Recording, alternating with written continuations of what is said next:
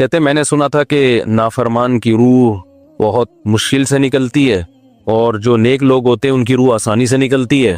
تو میں تو جب گیا یورپ میں تو میں نے بہت سے گوروں کو بڑے آرام سے مرتے ہوئے دیکھا اور بہت سے نیک لوگوں کو بڑی مشکل سے مرتے ہوئے دیکھا. تو یہ کیا ہے؟ تو کہہ رہے مجھے تو اسلام کے بارے میں اشکالات شروع ہو گئے. میں نے کہا آپ نے جن سے یہ تقریر سنی ہے نا کہ نیک لوگ کی روح آرام سے نکلتی ہے، بروں کی مشکل سے نکلتی ہے، انہوں نے آدھی بات بتائی ہے، پوری نہیں بتائی. میں نے کہا یہ تو صحابہ کے دور میں نے کہا اگر آپ حدیثیں پڑھ لیتے ایک آیت سے کبھی تھوڑی مسئلہ حل ہوتا ہے. آپ کسی کی ایک بات لے رہے ہیں، دوسرے موقع پہ جو اس نے تشریح کی ہے وہ آپ نہیں لے رہے. میں نے کہا معاذ اللہ، اگر کسی کی کوئی موت کی کسی کو بہت تکلیف ہو رہی ہے، یہ اس معاذ اللہ اس کے برے ہونے کی علامت ہے، تو یہ تو پھر کفر ہے. حدیث میں آتا ہے کہ آپ صلی اللہ علیہ وسلم کو موت کی تکلیف دوسروں سے زیادہ ہوئی ہے. آپ صلی اللہ علیہ وسلم فرمایا اوعکو کما یوعکو رجلان منکم، مجھے بخار میں اتنی تکلیف ہوتی ہے جتنی تم میں سے 2 آدمیوں کو ہوتی ہے. آپ پر جب بیماری آتی تھی نا، آپ کو تکلیف دوسروں سے زیادہ ہوتی تھی. اور امی عائشہ رضی اللہ تعالی عنہا فرماتی ہیں کہ نبی صلی اللہ علیہ وسلم کا سر مبارک میری گود میں تھا جب آپ کی روح نکلی ہے، اور آپ کی جو میں نے موت کی تکلیف دیکھی ہے، جس شدت میں آپ جس تکلیف میں تھے، اس کے بعد مجھے کسی کی موت کی جو آسانی سے کوئی دنیا سے گیا ہو نا، اس کے مرنے پر مجھے کبھی رشک نہیں آیا. رشک کا کیا مطلب؟ کہ بھئی یہ اتنی آسانی سے چلا گیا تو اس کا مطلب یہ زیادہ اچھا تھا، اور معاذ اللہ آپ صلی اللہ علیہ وسلم کے اعمال کم تھے، تو یہ تو ممکن نہیں ہے نا. کہتے ہیں مجھے کبھی کسی پہ رش نہیں آیا کہ آرام سے مر گیا تو بہت نیک ہوگا. ٹھیک ہے نا، بہت مشکل ہے سمجھانا. امی عائشہ فرماتی ہیں کہ یعنی امی عائشہ کی حدیث کا مفہوم بیان کر رہا ہوں کہ نبی صلی اللہ علیہ وسلم کی موت کے وقت جو تکلیف کی حالت تھی، اس کو جب سے میں نے دیکھا ہے، تو امی عائشہ کی بات کا خلاصہ یہ ہے کہ اب اگر میں کسی کو دیکھتی ہوں نا کہ آرام سے روح نکل رہی ہے، یعنی آرام سے مر رہا ہے، دنیا سے جا رہا ہے، تو مجھے اس پہ رش نہیں آتا کیونکہ بہت نیک ہوگا. کیا مطلب؟ اس کا نیک عمل سے تعلق بولتے کیوں نہیں ہے. لیکن ہمارے ہاں سارا مدار کس پر ہے؟ مرنے کے بعد شکل کیسی ہے اس کی؟ آڑا ترشا ہو گیا تو جہنم میں جا رہا ہے اس کا مطلب. اور اگر مرا ہوا ہے، دانت کھلے میں، ایسا لگ رہا ہے مسکرا رہا ہے، سیدھا کہاں جا رہا ہے؟ او بھائی، اگر خدا نخواستہ کوئی لکوے کا مریض تھا، کوئی فالج کا مریض تھا، وہ تو مرے گا تو اس کا تو بیچارے کا ہوگا تھوڑا سا چہرہ بھی ٹیڑھا ہو سکتا ہے، کچھ بھی ہو سکتا ہے، نیک لوگوں کا بھی ہو سکتا ہے. تو مدار کس پر ہے؟ اعمال پر. اور نیک لوگوں کو بعض دفعہ موت کے وقت ڈبل تکلیف دی جاتی ہے. ایک تو اس لیے دی جاتی ہے، یا تو اس لیے کہ کوئی گناہ ان کا باقی رہ گیا ہوتا ہے. اللہ کیا کہتے ہیں؟ بھائی قبر میں جانے سے پہلے اس کو ہمارے پاس دھلا کے لے کے آؤ، صاف ستھرا ہو کے. اب ہمارے پاس آ رہا ہے تو اب ہم نہیں چاہتے کہ اس کے گناہوں کی گٹری ہو، اس کو پاک صاف کر کے لے. میں نے بڑے بڑے بزرگ دیکھے جن کو آخری وقت میں بہت مصیبت میں گزری، ان کی یعنی زندگی کے آخری ایام، بیٹیوں کی ٹینشن، کسی بیٹی کو طلاق ہو گئی، وہ گھر آ گئی، کوئی اور مسئلہ ہو گیا، تو بڑی ٹینشن میں آخری وقت. لیکن وہ زبان سے کیا کہتے تھے؟ شکر.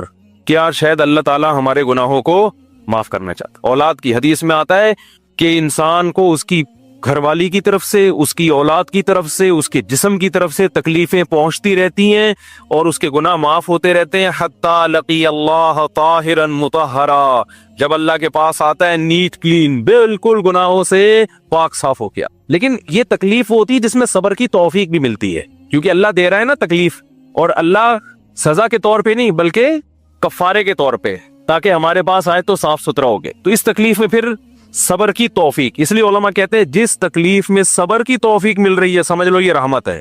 یہ کیا ہے؟ رحمت. یہ اللہ آپ کو بنانا چاہ رہا ہے کچھ. اب لوگ کہتے ہیں یہ والی تکلیف کیوں، وہ والی کیوں نہیں آئی، یہ تو بہت زیادہ ہو گئی. تو بھئی اللہ سے کوئی نہیں لڑ سکتا، وہ جو دے رہا ہے وہ اس پہ صبر کرو. اسی کو کہتے ہیں تقدیر پر رضا. کیا قبر والے سنتے ہیں؟ اگر نہیں سنتے تو ہم یہ دعا کیوں پڑھتے ہیں، السلام علیکم یا اہل القبور؟ وہ تو سنتے ہی نہیں. اختلافی مسئلہ ہے. ہماری رائے یہ کہ نہیں سنتے. قرآن مجید کی آیت ہے انک لا تسمع الموتى ولا تسمع الصم الدعاء، کہ نبی آپ مردوں کو نہیں سنا سکتے. تو اس پہ بہت کچھ لے دے ہوئی ہے، بہت کچھ کہا گیا ہے. تو احادیث میں بعض جگہ سننا بھی ثابت ہے.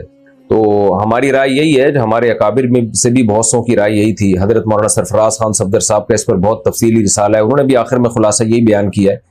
وہ یہی ہے کہ اصل یہی ہے کہ مردے نہیں سنتے، الا یہ کہ جہاں سننا ثابت ہے تو وہاں ہم قائل ہیں. جیسے کہ حدیث میں آتا ہے کہ جب مردے کو دفن کر کے جاتے ہو تو یسمع قرع نعالہم، وہ لوگوں کی ابھی پاؤں کی چوکھٹ کی جو آہٹ ہے نا، پاؤں کی آہٹ، قدموں کی آہٹ، اس کی آواز سن رہا ہوتا ہے کہ فرشتے آ جاتے ہیں حساب کے لیے. تو وہاں یہ ہے کہ وہ جب آپ دفن کر کے جاتے ہیں تو مردہ بھی سن رہا ہوتا ہے قدموں کی آہٹ.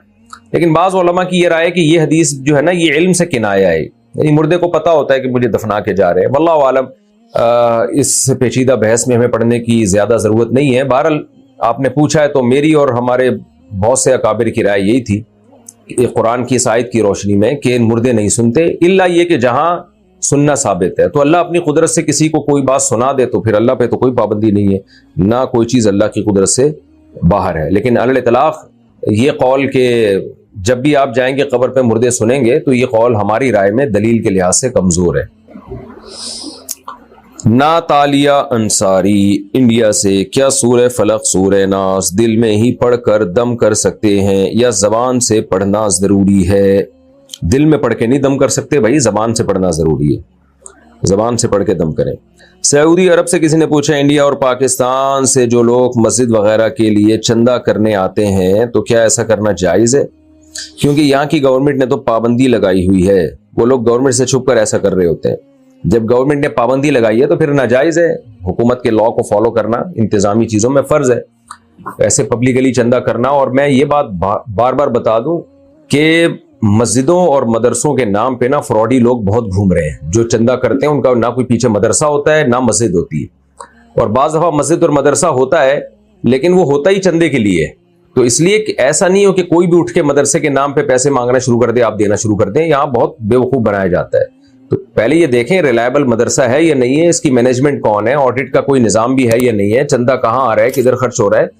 جب تک یہ پوری پراپر نالج نہ ہو، اسی طرح اپنی رقمیں اٹھا کے دیتے رہنا، یہ ضائع کرنے والی بات ہے مال کو. تو یہ ایک باقاعدہ بہت سے لوگ جو ہے نا اس دھندا بنایا ہوا ہے ان چیزوں کو. تو علماء ایسا نہیں کرتے، لیکن علماء کے روپ میں لوگ ایسا کر رہے ہوتے ہیں.